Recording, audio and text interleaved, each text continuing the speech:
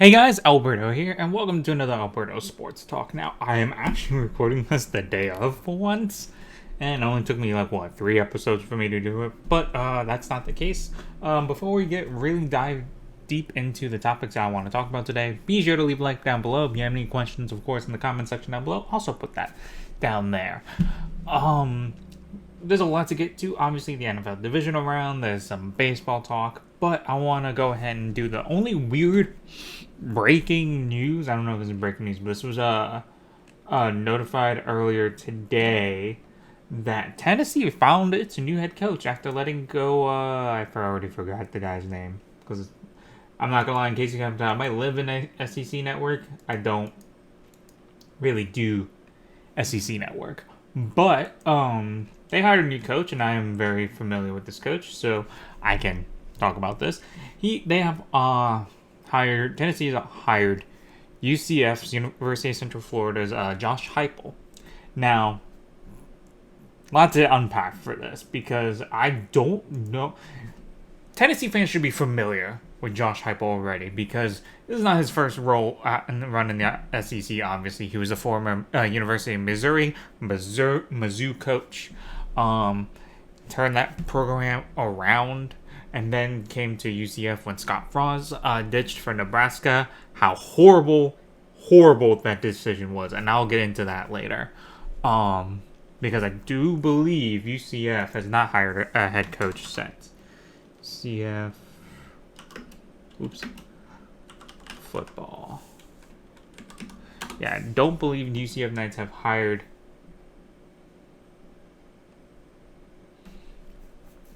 Yeah. So, a $6 million deal for Josh Hypel. Ooh, Dylan Gabriel has a no.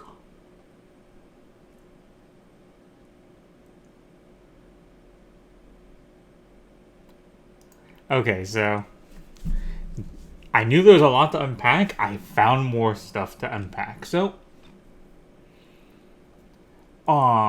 there's not really any insight onto who's going to be taking back over UCF's head coaching spot, and one of them's the OC for Ole Miss and Coastal Carolina. Okay, Coastal, I'll be down with that. No, Gene Chisnick, really? No, I don't like any of those choices. But let's talk about Josh Hypel because, as I keep alluding to, there's a lot to unpack with this. I have listened to Sport Talk pretty much all day today, and I haven't heard not even the local stuff really unpack the Josh Hypel signing. So he had his career days in Mizzou. He was not. I think that was his most noteworthy was at Mizzou. He was the perennial 8-3 team, beating most of the lower SEC like Vanderbilt. At the time, Ole Miss exchanging wins with them in Mississippi State. Getting usually trounced by the Gators, Bama. I believe they're in the SEC West. Actually, that's a good question. Mizzou. Oops. The SEC West or SEC East?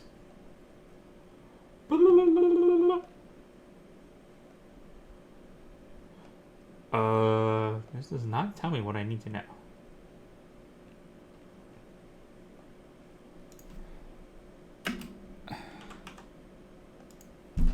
What is that? Okay, no, they are SEC East. So they play Florida, they play South Carolina, they play Arkansas. Oof. So yeah, like I said earlier, they usually play the bottom, and they usually beat the bottom end teams. Usually, they lost to Arkansas this past year, which is wild, but they beat South Carolina, Vandy. Wow, they beat Vandy really bad. Yeah, they lost to Wyoming. Oh, in 2019. Oh yeah, I forgot they were supposed to play Music City Bowl, and that got canceled. Anyway, I need to look this back up again. So they went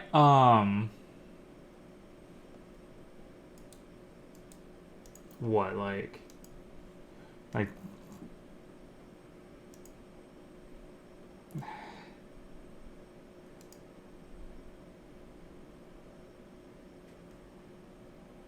Oh, he actually played in the NFL for 2 years, and they were both off-season or practice squad. That's wild.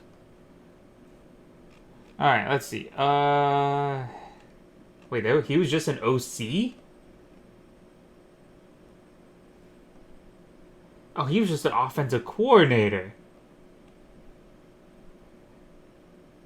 And he's 1-2 in bowl games, including that in. Yeah, so I'll give you the hint, and this is not going to get talked about. I guarantee it. His from his starting part to his finish with the University of Central Florida, 12-1, took over, literally inherited a complete Scott Frost roster, lost in the Fiesta Bowl to LSU, which would be the year before LSU goes off with Joe Burrow and stuff like that. That would be the I want to say I know Greedy Williams was in that draft. That was, by the way, with the backup quarterback too.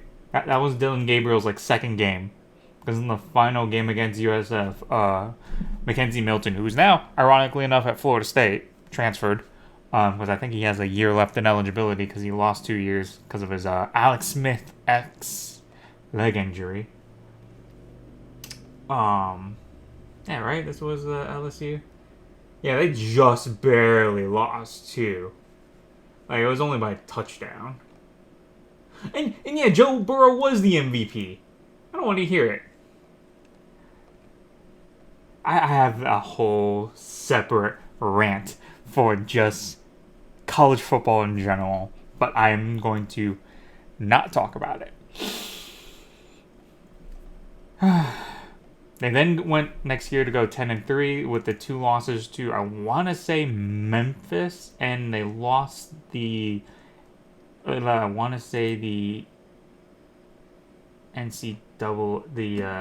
Athletic Conference championship.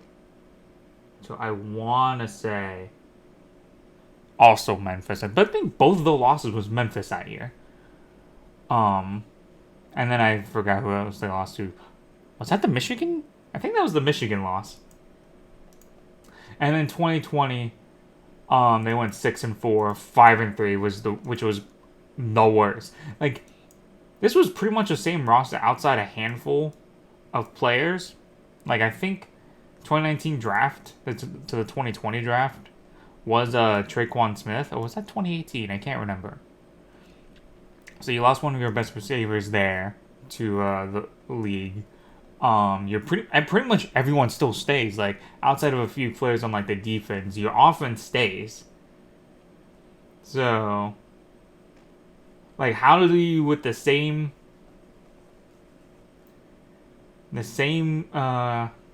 game, with pretty much the same team, almost all 3 years, because they're in the American, they're not gonna lose anything to players to the NFL as quickly outside of the top players. How do you lose that? The answer: poor coaching. And what I was alluding to earlier, Dylan Gabriel posted this, I guess this afternoon, of an instant on his Instagram story saying, "Damn, not even a phone call or goodbye," and that should tell you the type of players coach in college. You can say what you want about Nick Saban. Nick Saban is in a different level. But on a level in most other schools, you have to be a player's coach. Players have to want to go play for you, unless you're Alabama. Then you literally have just Saban and pedigree, but everyone loves Saban anyway, so they're going to want to play for Saban anyway. So that's besides the point. People just didn't. It just felt like all of a sudden, all the players just lacked a lot of discipline because he didn't want to coach them. And there was just so many just stupid penalties, things that you could coach out. There was hardly any of the adjustments in the games they were losing. I can go back to the 2020 season for UCF. Let's see, they lost to. They didn't even make it. So, let me see. Here we go. So, they beat Georgia Tech. They beat East Carolina. lost. Wow, it's officially called the Bounce House now. That's weird. It used to be called the Spectrum Field, Bright House Field, actually. Um, they lost to Tulsa. They lost to Memphis, which I knew that was going to happen. Memphis is a perennial good team. Lost to Cincinnati, and lost to Brigham Young at the Boca Raton Bowl, which I kind of saw that coming, but not as much of a trounce. And look at all these, right? If you look at the games, Tulsa lost 26-34 back when they were number 11. And then after that, they literally went unranked. They went from 14 up to 13 to 11, and then just because they lost to Tulsa. And Tulsa that year ended up 6-3, which they weren't an awful team, but they weren't Cincinnati's level. Cincinnati was wild this year. Wow, I forgot Tulsa played them in the American Championship, it looks like. Wild! But yeah, point being, they shouldn't. Like, they always had, like, one touchdown, like, 3-point loss, 1-point loss, a touchdown loss. And most of it was just dumb mistakes. And it was just not good. So, Tennessee, congratulations, there's your coach. Is a coach that players don't want to play for, I don't think. If that's a hot take, then that's my hot take. He's just a bad coach altogether. Like, South Florida went 1-8 this past year, and I would rather have Jeff Scott still. Mainly because he has more charisma, and he's working on a lot of problems at USF. I'll say that. I've seen it at a local level. It is horrible. Not Willie Taggart, but Charlie Strong, last couple of years here, recruiting wise, was bad. And he was supposed to be the Florida guy too. There's a lot to unpack with the American Athletic Conference and NCAA in general. So I'm going to refrain from that. I've already wasted like 10 minutes talking about this. And I felt like y'all, if anyone's from Tennessee who roots for the Volunteers, y'all need to know.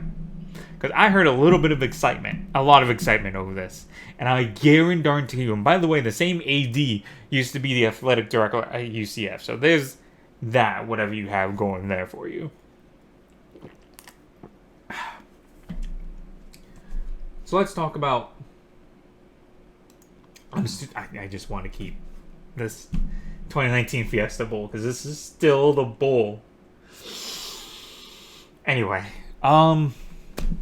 what is next on my topic? Oh yeah, the Baseball Hall of Fame. This is I don't think there's gonna be any. I'll put some graphics up, but the Baseball Hall of Fame has always been weird for me, right? Just 100% weird. So he looks so dead. Josh Hypel looks so dumb in Tennessee orange.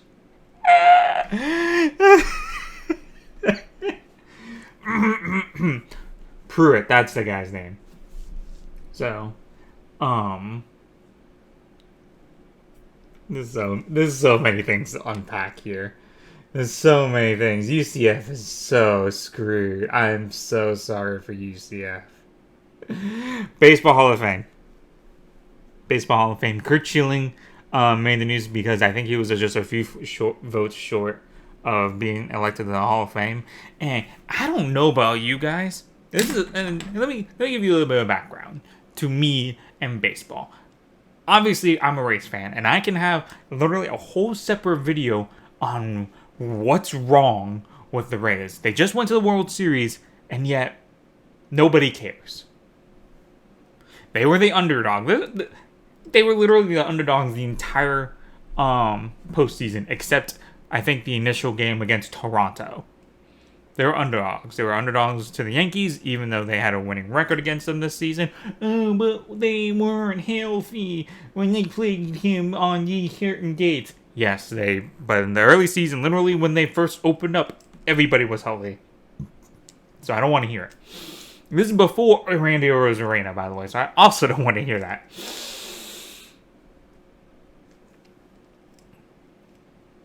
Besides the point, Baseball Hall of Fame. Grew up watching this team grow. And not to mention, like, the Arizona Diamondbacks and the Rays were both formed on the same exact day I was born. Those two have been my favorite teams since then for the longest time. And mainly, the only thing I remember liking about the Diamondbacks was Randy Johnson. Whew, amazing pitcher.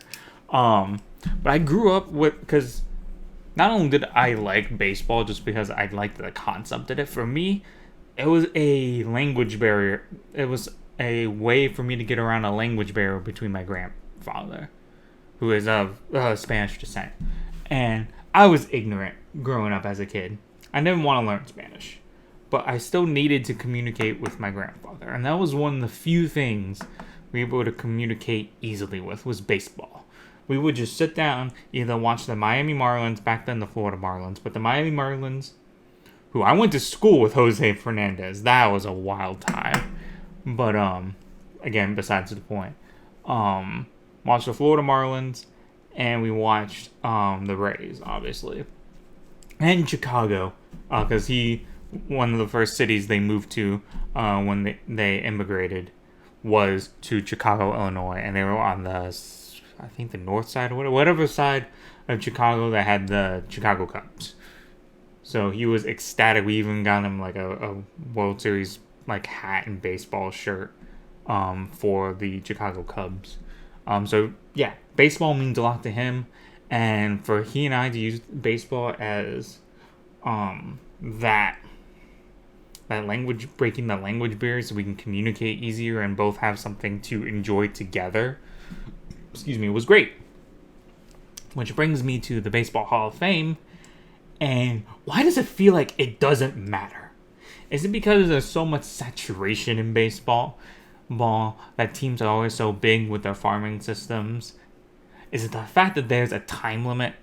You can only be on the ballot for 10 years, and then you're done. If you don't make it, you're never going to get a shot again. Is it because of all the scrutiny and the cheating scandals with baseball, with steroids and resin and stuff like that? It's honestly a combination of it all. And even back then there was early integration issues back in the segregation and the post segregation. There's a lot to unpack in baseball, and I'm not trying to bring a political aspect into this, although Curt Schilling has with his vocal agreements or disagreements in politics. But again, not my place to talk about that. But as baseball, why? Because I feel like baseball is literally the only sport where we don't care about the Hall of Fame. It's so weird, right? And all those things I listed out about the issues with the Hall of Fame is. So why is this such big news? Why is the Hall of Fame for baseball even big news? Anyway, if the only time we talk about it is if people don't get in. And there were some good players on them. There's Big Papi, there's David Ortiz, who been a long-time rival of the Rays. Excellent human being. So, really would be happy if he got in. Jeter, arguably probably one of the greatest Yankees of our time, arguably. And there are people to honestly argue me on that. There's Barry Bonds, who always has that, and with Curt Schilling and a whole bunch of other players, including A-Rod and I think Big Papi. I only call him Big Papi. David Ortiz, in the steroid scandal. It's just a combination of so many things, and as a baseball fan, I'm sad that we don't really care about the Hall of Fame. But there's so much issues with the baseball's Hall of Fame. Like, why bother? Why bother? Anyway, next topic is the Super Bowl. It's too early, right? Because Super Bowl is not this upcoming Sunday. It's next Sunday. The Sunday after, I should say. And I just don't know. Like, I'm trying to the picture how to put it into words. The fact that Tampa made it into its own backyard is obviously a big deal. The fact that Tom Brady's going for number 7, and this is the 10th time he's appeared in the Super Bowl, is wild on itself. And honestly, thinking about it all right now is too soon to tell. And there was supposed to be a party with NFL Experience that literally went live today, that you can start registering for times. Because the NFL Fan Experience starts this coming Friday. It's already booked out. It started, I think, early this morning or something like that. It's already booked out. And I went to try to go find the newspaper copy of the Tom Brady being in the Bucs jersey, going, yeah, and it's like we made it to Bucs made it coming home to the Super Bowl, and I couldn't find it. But I don't know. I think this is going to be a high-scoring, close game, and I don't want to get too much into it now because I want to have more to talk about next Wednesday. This is going to be a little bit of a shorter episode, it looks like. But yeah, it's just weird. And with that little teaser for next week's episode, I'm going to call it an Alberto Sports Talk. Thank you guys for watching. Please leave a like if you enjoyed it. Again, put some comments in the comment section. Let me hear your predictions of Super Bowl 55. Is it 55? Yes, 55. And yeah, have a great day.